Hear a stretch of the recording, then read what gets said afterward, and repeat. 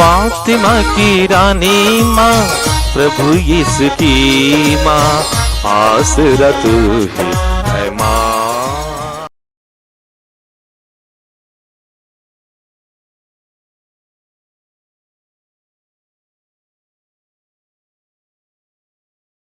पहला पाठ उत्पत्ति ग्रंथ अध्याय 1 से 20 और अध्याय 2 का 4।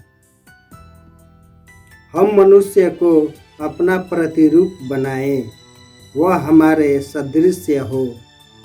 ईश्वर ने कहा, पानी जीव जंतुओं से भर जाए और आकाश के नीचे पृथ्वी के पक्षी उड़ने लगे, और ऐसा ही हुआ। ईश्वर ने मकर और नाना प्रकार के जीव जंतुओं की सृष्टि की जो पानी में भरे हुए हैं, और उसने नाना प्रकार के पक्षियों की भी सृष्टि की, और यह ईश्वर को अच्छा लगा। ईश्वर ने यह कहकर उन्हें आशीर्वाद दिया, फलो फूलो, समुद्र के पानी में भर जाओ और पृथ्वी पर पक्षियों की संख्या बढ़ती जाए। संध्या हुई और फिर भोर हुआ, यह 5वां दिन था। ईश्वर ने कहा, पृथ्वी नाना प्रकार के घरेलू, जमीन पर रेंगने वाले और जंगली जीव जंतुओं को पैदा करे, और ऐसा ही हुआ। ईश्वर ने नाना प्रकार के जंगली, घरेलू और जमीन पर रेंगने वाले जीव जंतुओं को बनाया, और यह ईश्वर को अच्छा लगा।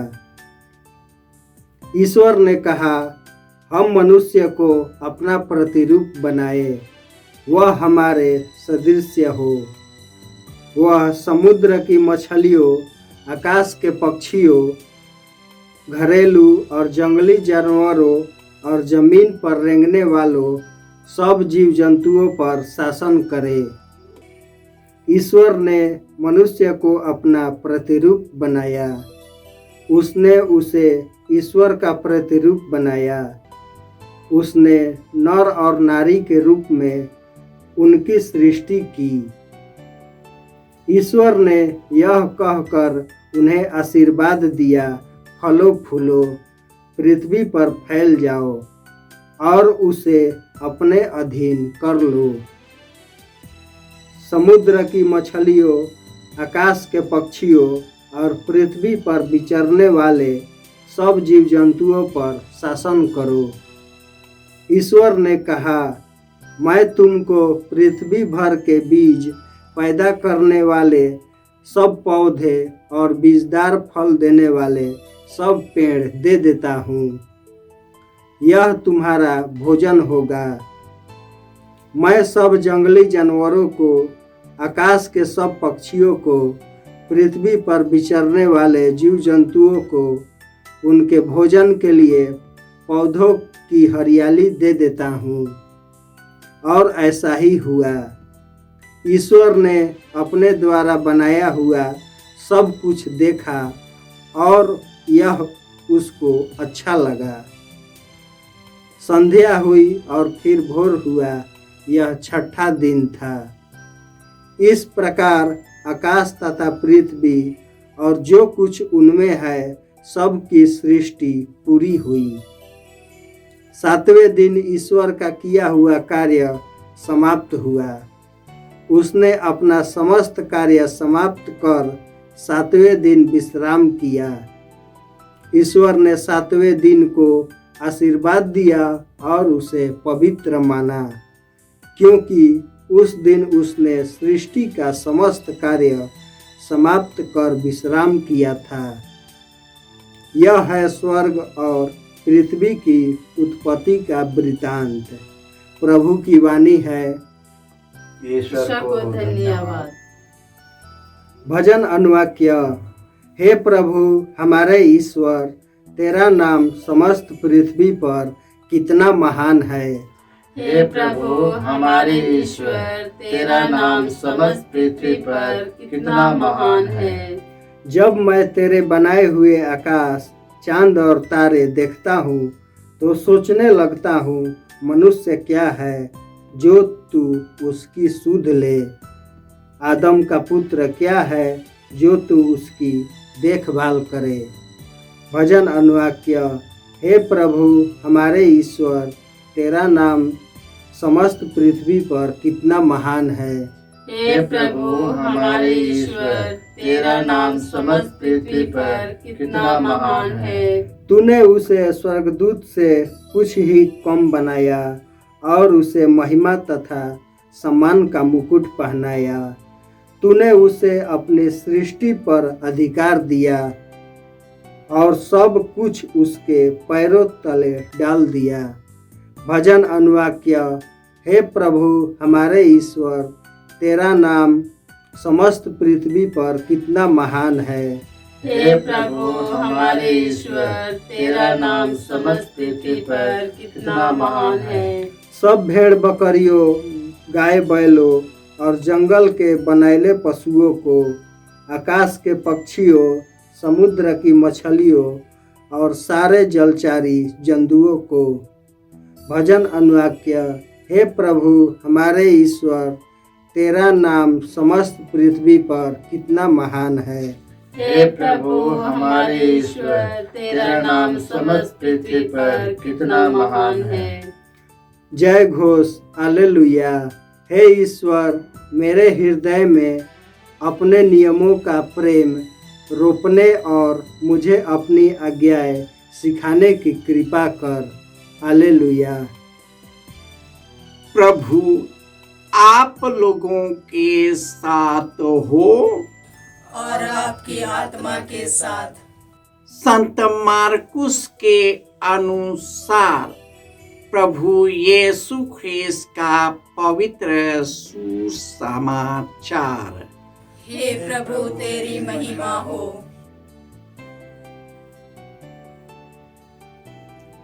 अध्याय 7 पद संख्याएं 1 से 13।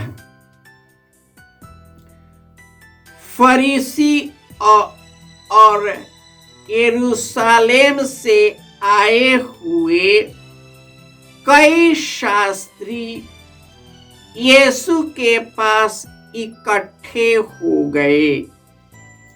वे यह देख रहे थे कि उनके शिष्य अशुद्ध यानी बिना धोए हुए हाथों से रोटी खा रहे हैं।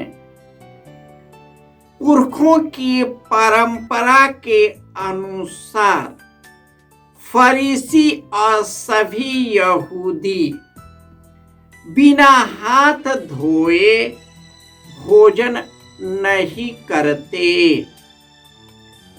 बाजार से लौटकर वे अपने ऊपर पानी छिड़के बिना भोजन नहीं करते और अन्य बहुत से परंपरागत रिवाजों का पालन करते हैं, जैसे प्यालों, सुराहियों और कांसे के बर्तनों का शुद्धिकरण। इसलिए फरीसियों और शास्त्रियों ने यीशु से पूछा, आपके शिष्य पुरखों की परंपरा के अनुसार क्यों नहीं चलते?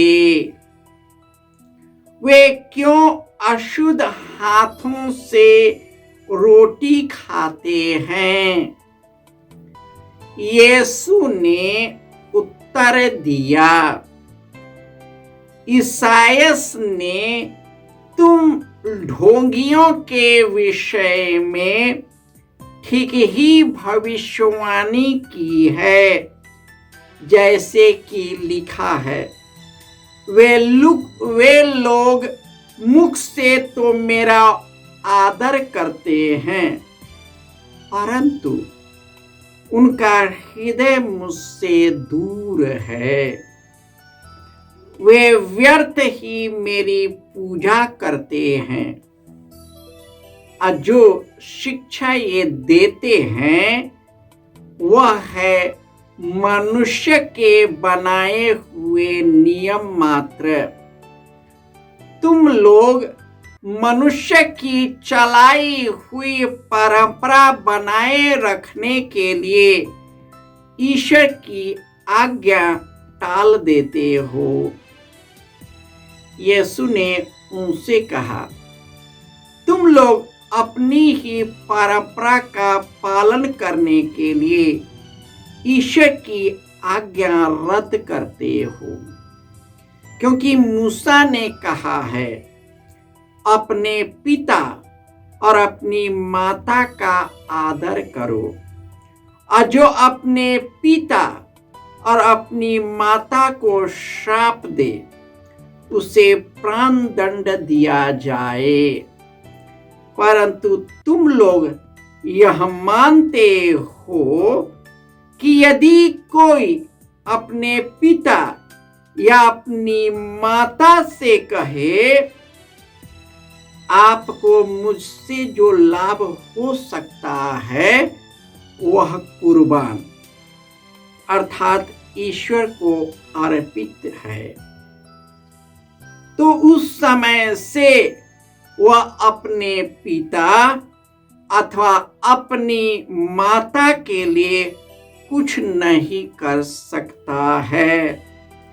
इस तरह तुम लोग अपनी परंपरा के नाम पर जिसे तुम बनाए रखते हो, ईश्वर का वचन रद्द करते हो और इस प्रकार के और भी बहुत से काम करते रहते हो। यह प्रभु का सुसमाचार है। हे क्रिस्त तेरी स्तुति हो। ख्रिस्त में प्यारे भाइयों और बहनों, हमारा ईश्वर सर्वशक्तिमान और शक्तिशाली ईश्वर है। उसने स्वर्ग और पृथ्वी को बनाया है। जो पृथ्वी और स्वर्ग में है सब प्रभु का है, परंतु वह किसी मनुष्य को तुच्छ नहीं समझता। वह शक्तिशाली और उनके निर्णय सुदृढ़ है। वह पद दलितों को न्याय दिलाता, धार्मिक लोगों से मुख नहीं छिपाता, सुख शांति की समृद्धि करता, विपत्ति के चुंगल से निकालता, अधलोक के द्वार से बचाता, भाले की मार से उनकी रक्षा करता और उनकी सब मनोरथ पूरा करता है। मनुष्य अपने मन में कई योजनाएं बनाता है, परंतु ईश्वर का ही योजनाएं पूरी होती है। मनुष्य सोचता है कि वह जो भी करता है ठीक करता है, परंतु ईश्वर उसके हृदय की थाह लेता है। मनुष्य शुरुआत से ही पापी है। उनके मन और हृदय में छल कपट, घमंड और अहंकार, क्रोध और ईर्ष्या, जलन, एक दूसरे पर हावी होने की शक्ति कायम रहती है। वह अपने इच्छा और पसंद के अनुरूप नियम और कानून बनाते हैं जो उनकी इच्छाओं को पूरा करता है, परंतु उनका हृदय और आत्मा सूखा होता है। जिस प्रकार शास्त्री और फरीसी मनुष्य के बनाए परंपराओं को ही ईश्वर मान गया, प्रेम, दया, करुणा, सेवा, परोपकार, क्षमाशीलता, संवेदनशीलता को समाप्त किया, ताकि उन नियम और कानून के आड़ में उनके व्यक्तिगत लाभ हमेशा बना रहे, समाज में उनकी पदवी बनी रहे और उसका आनंद और सुख उठा सके, परंतु उनका हृदय सूखा हुआ है। आज कई लोग इन्हीं प्रकार के हैं और ऐसे ही हैं जिसका हृदय खाली है, कठोर है, कई प्रकार के छल कपट से भरे हैं, अपने छल कपट के अनुरूप एक दूसरे पर नियम थोपते हैं और अपना व्यक्तिगत लाभ उठाते हैं। जिस प्रकार फरीसी और शास्त्री किया करते थे, वही चीज हमारे मन और हृदय में है। अतः हमें चाहिए कि यीशु से जुड़कर हम अपने आप को पवित्र कर सके, अशुद्धियों को निकाल सके और ईश्वर के द्वारा पवित्र आत्मा के शक्ति से उन नियमों को बनाएं जो सबों को सुख शांति देती है, सबों को न्याय देता है और सभी को ईश्वर की मार्ग की ओर उन्मुख करता है। इस तरह के नियम तभी आते हैं जब हम यीशु से जुड़कर पवित्र आत्मा द्वारा संचालित है। पवित्र आत्मा हमारे मन और हृदय को शुद्ध कर ईश्वर की ओर उन्मुख करता है और हम सबों को स्वर्ग राज्य के वरदानों, कृपा दानों से भर देता है।